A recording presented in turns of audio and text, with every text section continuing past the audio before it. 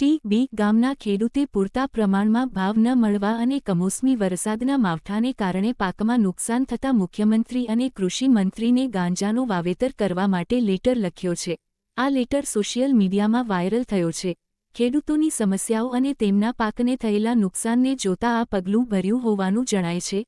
ગાંજાનું વાવેતર કરવાની માંગણી કરતા ખેડૂતના આ પગલાંથી સરકાર અને જનતામાં ચર્ચા જાગી છે। પાવર ઓફ વન આગળ શું થશે તે જોવું રસપ્રદ રહેશે। રિપોર્ટર રાકેશ ગોહિલ મહુવા। મારું નામ ઘનશ્યામ બાલાલા, ગામ ટીંબી, તાલુકો જાફરાબાદ। આજે હું 25 વર્ષથી સંયુક્ત પરિવારમાં ખેતી કરું છું। મારી પાસે 30 થી 32 વીઘા જમીન છે। આ વર્ષે ચોમાસે મેં મગફળી અને ડુંગળી વાવી હતી, બરોબર। ત્યારે એમાં કમોસમી વરસાદને લીધે તમામ પાક ફેલ ગયો છે, એ તો કુદરતી છે। અને ત્યાર પછી મેં ઘઉં અને ચણા જેવા પાક વાવ્યા છે। હવે આજે ઘઉં મેં 1400ના ભાવના મણ લઈને મારી ખેતીમાં વાવ્યા છે। હવે ખુલ્લી બજારમાં વેચવાવાળામાં 430 થી માંડીને 470 રૂપિયા ભાવે માગે છે। આ ઘઉં પોષણક્ષમ ભાવ મને પોસાતા નથી અને બાજરીના પણ ભાવ નથી।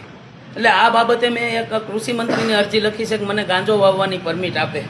જો કૃષિ મંત્રી મને ગાંજો વાવવાની પરમિટ આપે તો હું એના નીતિ નિયમ પ્રમાણે વાવેતરથી માંડી અને વેચાણ સુધી એના સરકારના નિયમ પ્રમાણે હું ગાંજાનું વાવેતર કરી શકું। કારણ કે અમારા કોઈ પોષણક્ષમ ભાવ નથી। આજે સરકાર એવા બણગા ફૂંકતી હતી કે 2022માં ખેડૂતોના ડબલ ભાવ થશે, એને બદલે ખેડૂતો દેવાદાર થયા છે।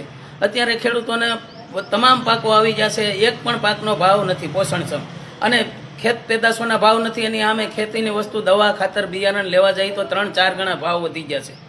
એટલે ન છૂટકે ખેડૂતોને ભારતનું બંધારણ ન હોવા છતાં અમારે આ માગણી ખેડૂતો પાસે કરવી પડે છે।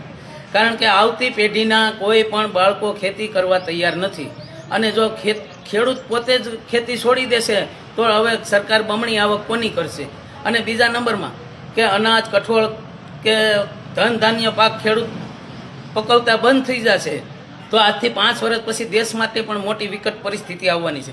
આ માટે જો અમને ભાવ નહીં આપે તો અમને ગાંજો વાવવાની પરમિટ આપે અને કાં અમને પોષણક્ષમ ભાવ આપે, બેમાંથી એક સરકાર અમારું કરે।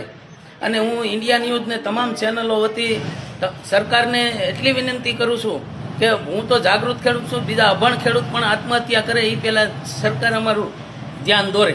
જય જવાન, જય કિસાન।